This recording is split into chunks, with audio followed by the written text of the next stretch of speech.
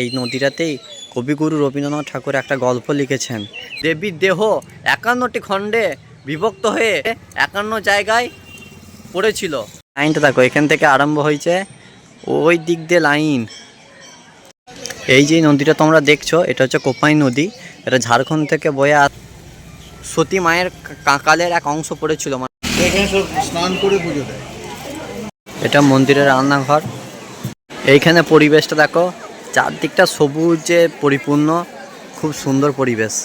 মানে স্পটেতে পুজো করা হয়। এখানে মায়ের ভোগ আসছে।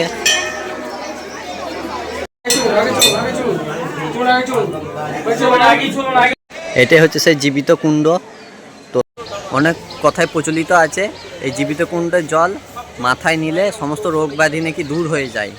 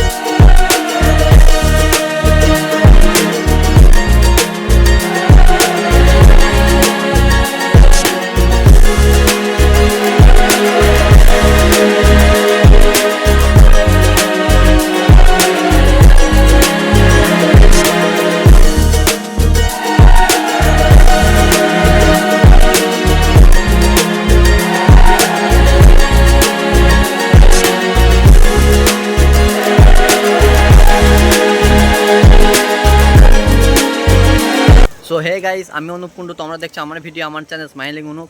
তো অনেক দিন পর, এমনকি অনেক মাস পর আবার ভিডিও করা শুরু করেছি। আজকে এসছি সতী মায়ের 151 ফিটের শেষ পৃষ্ঠস্থান কঙ্কালীতলা। আমরা এখন আছি প্রান্তিক স্টেশনে। তো স্টেশন থেকে নেমে স্টেশনের বাইরে থেকে এই দিক থেকে টোটো ধরবো ওই দিক। তো আমরা এখন টোটোয় চেপে পড়েছি। আমাদের পার হেড 20 টাকা করে ভাড়া বলেছে টোটোতে। তো আমরা কঙ্কালীতলার উদ্দেশ্যে রওনা দিচ্ছি।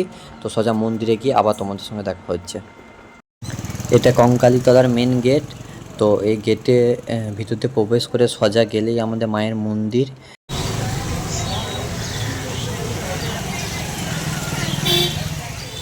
এইখানে অনেক দোকান আছে, তোমরা এখান থেকে পূজা কিনে নিতে পারো। যেরকম পুজো নিবে সেরকম দাম। এখানে সমস্ত কিছু পুজোর সামগ্রী, সমস্ত জিনিস পাবে। তো আমরা পুজো কিনে নিয়েছি, মায়ের মন্দিরের দিকে রওনা দিয়েছি। তো আজকে শনিবার, আজকে এতটাই ভিড়, মানে আমি আজ পর্যন্ত অনেকবার এসেছি, অনেকবার মানে 7-8 বার এসেছি, কোনো দিনের জন্য এতটা ভিড় আমি দেখতে পাইনি। মন্দিরের ভিতর থেকে পুরো ওইখানে মন্দির, ঠিক আছে, ওইখান থেকে এই দিক দিয়ে পুরোটা এইখানে পর্যন্ত লাইন। এই যে দোকান আছে ওইখানে পর্যন্ত লাইন। তো দক্ষ যজ্ঞের দেবী সতী স্বামী মহাদেবের অপমান সহ্য করতে না পেরে যজ্ঞের আগুনে নিজেকে আহুতি দেন। এতে মহাদেব ক্ষুব্ধ হয়ে দেবীর দেহ নিয়ে প্রলয় নৃত্য শুরু করেন।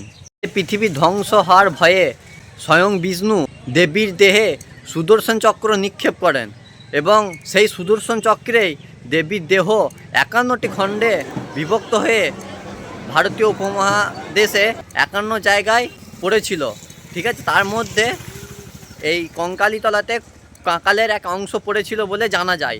তারপর থেকেই এই জায়গার নাম কঙ্কালীতলা। এই যে নদীটা তোমরা দেখছো, এটা হচ্ছে কোপাই নদী। এটা ঝাড়খণ্ড থেকে বয়ে আসা ময়ূরাক্ষী নদীর উপনদী এটা, ঠিক আছে। এই নদীটাতেই কবিগুরু রবীন্দ্রনাথ ঠাকুর একটা গল্প লিখেছেন যে আমাদের ছোট নদী চলে আঁকে বাঁকে, বৈশাখ মাসে তার হাঁটু জল থাকে। এখন গঙ্গা আরতি করা হয়, সন্ধ্যে 7টা থেকে গঙ্গা আরতি করা হয়। ওই গাছটায় লাইট আছে, সন্ধ্যেবেলা এখানে অনেক ধুমধাম করে গঙ্গা আরতি করা হয়। কঙ্কালীতলা মহা শ্মশান, ওখানে সৎকার্যরে করা হয়। চলো তোমাদেরকে বলি, তোমরা এই কঙ্কালীতলা আসবে কি করে। তোমরা যদি বোলপুর বাস স্ট্যান্ড থেকে আসতে চাও, তাহলে বোলপুর বাস স্ট্যান্ড থেকে লাভপুরগামী বাস ধরবে, তো কঙ্কালীতলায় নেমে যাবে। ওখান থেকে আসতে চাও ট্রেনেতে, তাহলে 15 টাকা করে লোকাল ট্রেনে ভাড়া নেবে। এক্সপ্রেস ট্রেনে 30 টাকা 45 টাকা করে ভাড়া নিতে পারে। তো তোমরা বোলপুর স্টেশনে যদি নামো, তাহলে বোলপুর স্টেশন থেকে 9 কিলোমিটার কঙ্কালীতলা, যেখানে টোটো ভাড়া অনেকটাই পড়বে।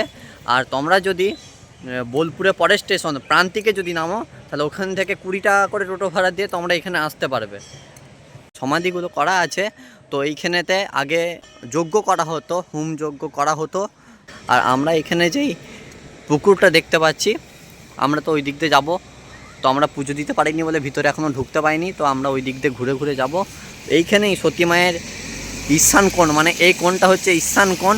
এই যেখানটায় গাছ আছে এই কোণটা ঈশান কোণ।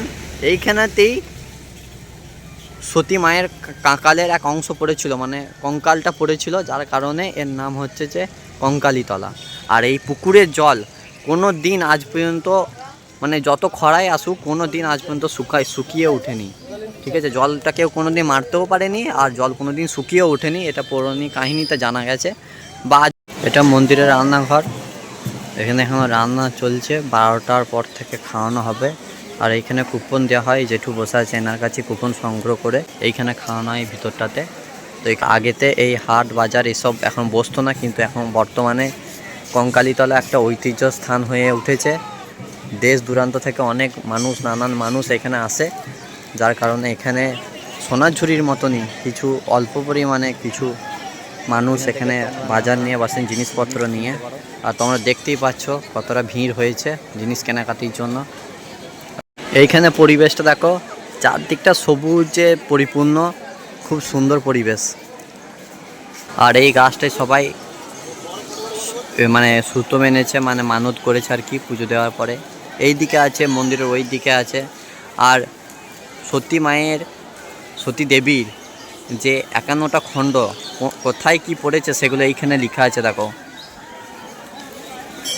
এখানে সব লেখা আছে, এই দিকটাতেও লেখা আছে, অপোজিট দিকটাতেও লেখা আছে যে কোথায় কি পড়েছে, মানে কোথায়। এখানে যেমন কোমরে কাঁকালের এক অংশ পড়েছে, সেরকম কোন জায়গাতে 51টা জায়গায় কী কী অংশ পড়েছে সেগুলো সব লেখা আছে এইখানে। তো চলো তোমাদেরকে আরেকটা আপডেট, আরেকটা গুরুত্ব মানে কথা বলি। অন্য অন্য মন্দিরেতে আমরা দেখেছি যে একটা মূর্তিতে পুজো করা হয়, তো এইখানে কোনো মূর্তি নেই, একটা ছবিতে মানে স্পটেতে পুজো করা হয়। এখানে সেরকম কোনো মূর্তি নেই।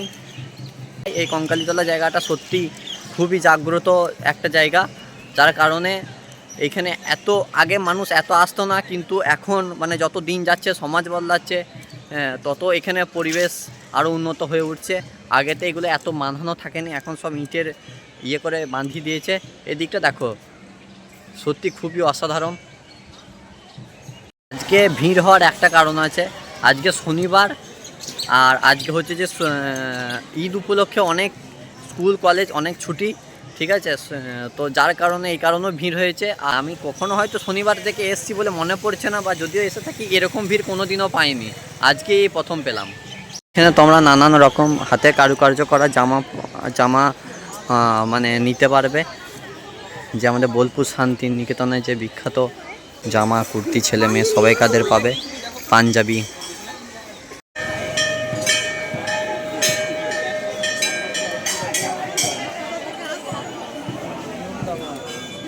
যে ভিড়টা দেখো, এই দিক দিয়ে মন্দিরের ভিতরে পুজো দিতে ঢুকছে, ওইটা লাইন, ওই গাছটা থেকে এই দিক দিয়ে লাইনটা ঘুরে এসছে,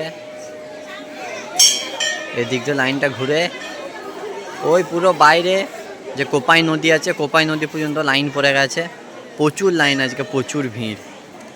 এখন মায়ের পুজো হচ্ছে, তো চলো আমরা পুজো দেখবো মায়ের। মায়ের ভোগ আসছে।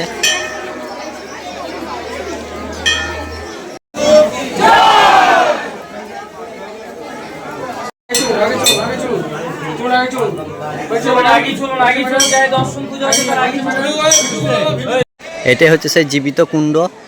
তো ওইটা মায়ের মন্দির, মায়ের মন্দিরের পাশেই দেখবেন যে একটা পুকুর আছে, তো এইটাই জীবিত কুণ্ড। ওইটা হচ্ছে ঈশান কোণ, ওই কোণটা হচ্ছে ঈশান কোণ। এখানে শোনা যায় নাকি ঈশান কোণেতেই মায়ের কাঁকালের অংশটা পড়েছিল।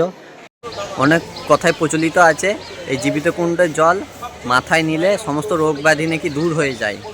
তারা ধূপ মোমবাতি জ্বালাবেন, তারা নির্দিষ্ট স্থানে জ্বালাবেন, ওইখানে ধূপ মোমবাতি জ্বালানোর জায়গা করা আছে। আর এইখানেও নির্দিষ্ট স্থানে ধূপ মোমবাতি জ্বালাবেন, এখানে সবাই মানত করেছে। এখানে সেলফি স্পট করা আছে, আই লাভ কঙ্কালীতলা। তো এখানে ছবি তুলতে পারা যায়, রাত্রেবেলা হলেই হয়তো ভালো লাগবে, কারণ এই গাছগুলোতে ঢাকা গেছে লেখা ওটা। রাত্রেবেলায় হলে লাইটগুলো ব্যাকগ্রাউন্ড থেকে আসবে, হয়তো দেখতে ভালো লাগবে।